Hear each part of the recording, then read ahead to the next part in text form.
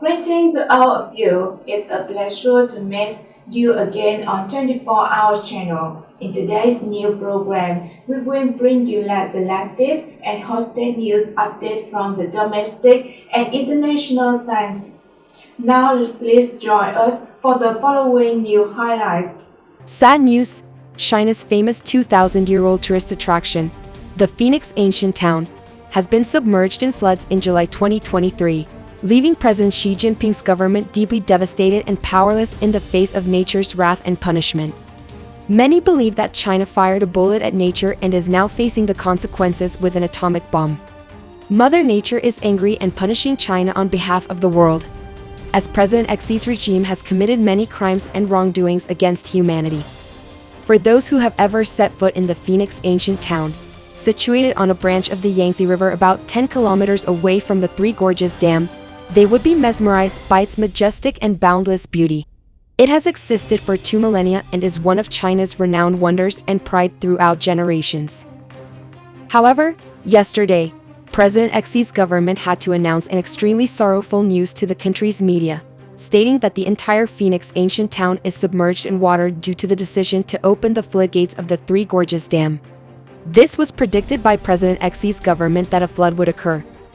However, they did not anticipate that heavy rain, strong winds, earthquakes, floods, landslides, and mudslides would severely affect the famous tourist attraction. It is forecasted that it may take many years to restore the current state of the tourist attraction. This has caused significant damages to over 100 million residents living in the area and inflicted severe economic losses on China. According to Reuters, the floods in China for nearly a month have caused many casualties and disappearances.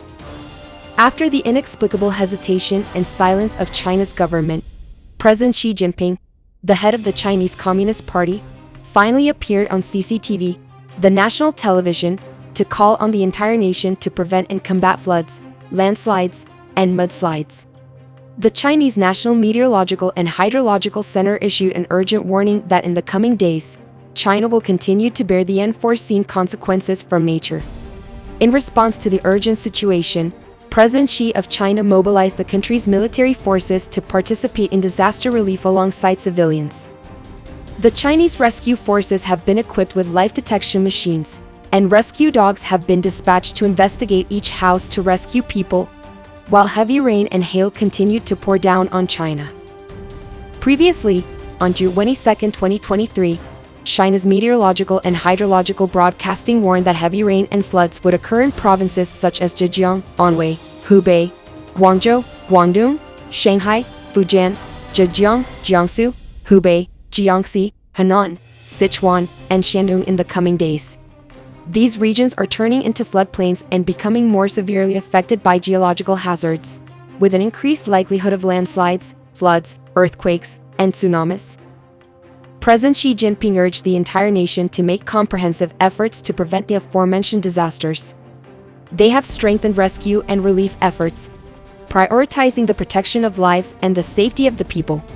According to Xinhua News Agency, the famous 2,000-year-old tourist attraction, Phoenix ancient town, in China is at risk of being wiped out if heavy rainfall does not cease soon.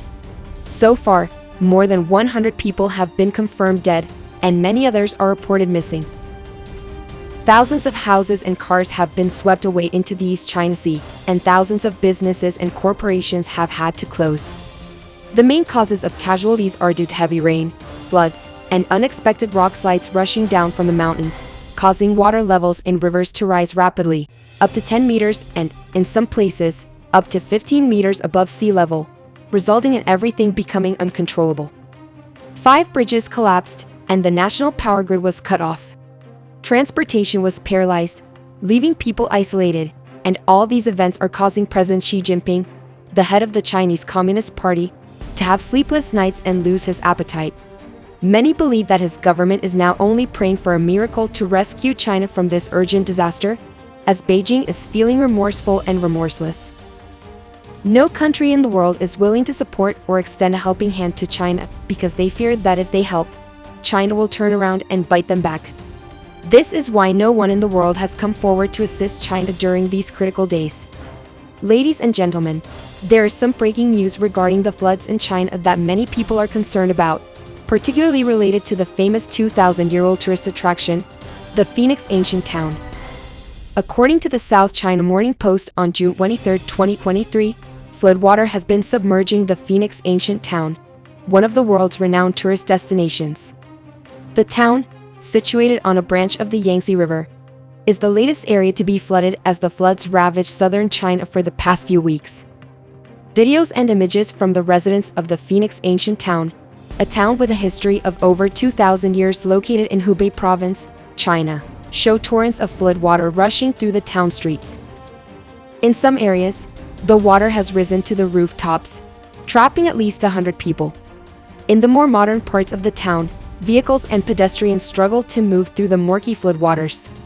Phoenix ancient town, dating back to the spring and autumn period of 770–476 BC, is a famous tourist spot and a UNESCO World Cultural Heritage Site since 2008. It is situated on the upper reaches of the Three Gorges Dam, the world's largest hydropower station. Since the beginning of the month, over 10 million people in 26 provinces of China have been affected by heavy rains, with many cities around the upper and lower reaches of the Three Gorges Dam submerged.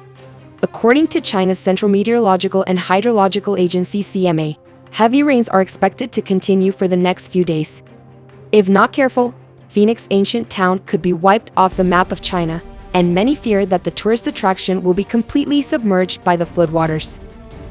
The authorities are urged to make decisive actions. The Buin Honan newspaper revealed that the entire Yangtze River basin has been continuously experiencing heavy rainfall for the past few days, while the Yellow River basin has entered its flood season. The Xiaolongyi Dam, the world's second-largest dam located in the upper reaches of the Yellow River, has also begun discharging water, causing severe flooding in 28 provinces and cities in central China. The water level at the Lamke hydrometric station on the upper reaches of the Tianjin River has reached a warning level of 28 meters above sea level. On the evening of June 22, 2023, authorities announced that flooding has begun on the Tianjin River, and a level 4 emergency has been issued for the Yellow River. Xinhua News Agency also reported that after the Three Gorges Dam discharged water at a rate of 34,700 cubic meters per second, the flooding situation has become more severe than ever for cities in central China. The city of Angjiajuan in Hubei province, which is only about 40 kilometers away from the dam, has been deeply submerged, and many blame the Three Gorges Dam for the flood. The Water Resources Department of Zhejiang Province also pointed out that 20 large and small reservoirs in the province have exceeded the warning level.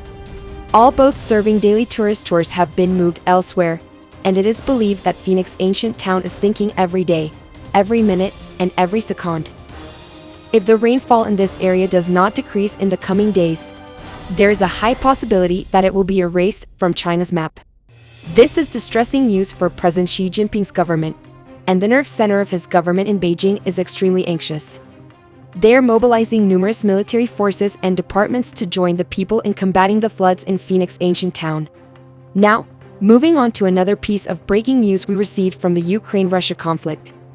It appears that there might be progress in the negotiations between Kiev and Moscow. A member of the Russian delegation, Leonid Slutsky, stated that he observed significant progress in the talks between Moscow and Kiev, which could potentially lead to a breakthrough in reaching an agreement. In an interview with Reuters, Mr.